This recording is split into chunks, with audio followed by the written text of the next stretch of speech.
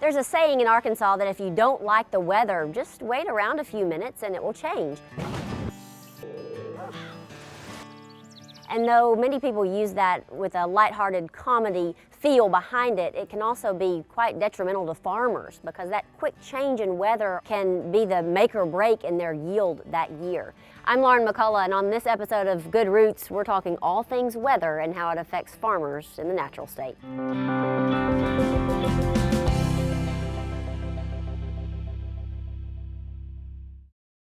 We have sweet corn this year. That's what's for dinner. My name is Hallie Shoffner. I'm the CEO of SFR Seed. We are a 1,500-acre soybean, corn, rice, and wheat farm. I am a sixth-generation farmer. My dad started farming when he was 10. I also started working on the farm when I was 10. I loved growing up on the farm. It was a huge part of life, and it was unique because there aren't that many of us, right? There's something really satisfying about putting a crop in and getting it out. I mean, it's a very visual satisfaction. I think one of the best things is my kid, who is totally obsessed with farming. I mean, his first word was tractor. He just got a combine that is a replica of the one that I have. And so it's a baby combine, and all large equipment is mommy tractor and mommy combine. So I take a lot of pride in how much he loves it. So I watched my parents farm for over 30 years before I took over as the principal operator. And, weather is always a preoccupation. I mean, when I was a kid, my dad watched, we had a little TV in the kitchen, and my dad watched the Weather Channel every single morning. The way farming works is you are cognizant that there will be bad years, right? There will be weather events that will hurt your harvest, will hurt your yields. And you want to save money in the good years. So you're building equity to kind of get you through these bad years. But when there's extreme weather and it's happening more and more, then you're having a harder time building the equity to get you through those bad years. You don't have enough of the good ones to get you through the bad. In 2018, we had a drought during planting and we had torrential rains at harvest, and it really affected the quality of the crop all across the state. 2019 was extreme flooding during spring and fall. 2020 was actually pretty much everything. I mean, that was the year of the wildfires, the bad hurricanes. Last year, it was a huge drought. I mean, we didn't get rain for like 60 days.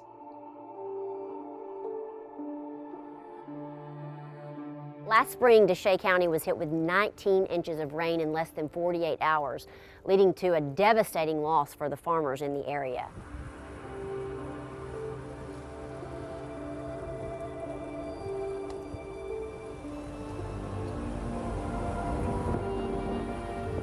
This is the upper end of the field here.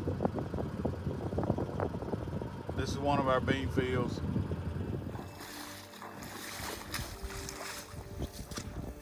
This water's barely moving. We've got a pretty big loss here. It's gonna be pretty bad. Do you see any significant trends over the past decade or even recently that could impact the future of agriculture? I think we see a lot of trends. Unfortunately, many of them are somewhat alarming. Our temperatures average about 3.6 degrees warmer than where they did about a few decades ago. It's a pretty small increase. Maybe you might think that, but really 3.6 degrees is quite a jump. The long-term implications of that can't be underestimated. Look at Tornado Alley. You say that term, and you're often thinking Oklahoma, Kansas, Iowa. And while that's still technically true, data over the last 20 years really suggests it's sending a very strong signal that Tornado Alley, what we traditionally know it as, has actually shifted further east. It includes a good chunk of Arkansas. It's happening, and it's real.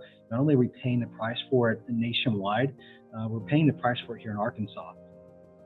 At the Miles farm in McGehee, Matt and his son Layne are using technology to collect data to help protect themselves and other farmers from destructive weather events.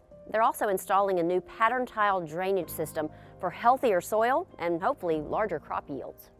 One of the most challenging aspects for us on weather is flooding. This field last year in the last part of June, you know, we got 19 inches of rain just a mile north of us in 48 hours. Destroyed thousands and thousands of acres of crops. That water come down here, and when it can't get down south, it's got to come back through all these ditches and flood these fields. We partnered with Advanced Drainage Systems and tried to come up with a way to pattern tile this field. Now that's something that, to my knowledge, hadn't been done in Arkansas before. If it has, it's been a very limited amount. We put a pumping station into our well. It will reduce the amount of water we put on the field per acre. A little bit.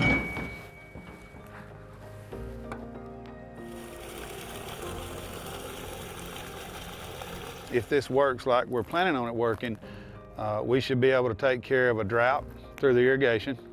We should be able to take care of some flooding through the pattern tile. It could be a game changer for the, you know, the South Delta.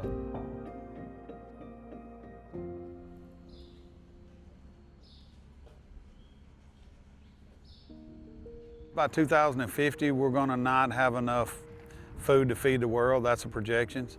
And so we've got to make everything out of every acre we can. So, you know, trying to figure out a way around the weather, we recapture a lot of our water. We monitor our wells. We've got computer programs that tells us when to cut them off.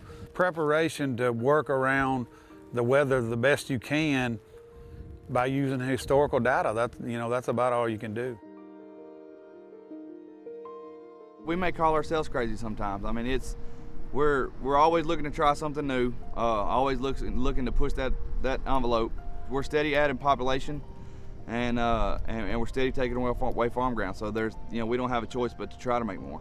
We pride ourselves in being, I guess, environmentalists. I mean, we do try to do the best we can to the land, save water. I mean, I've got 2 boys that are going to grow up, and hopefully maybe they want to farm one day too, and they've got to have the same resources I had. I have grandchildren, and I want this land to be in better shape for them than it was for me, and my dad was the same way. We can't do anything about the weather, but we try to establish practices that will help in the future.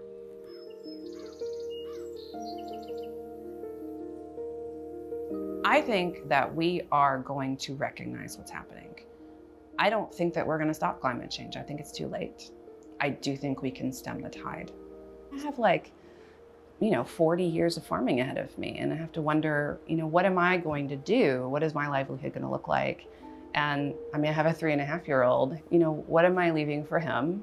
I want him to have the life that I did.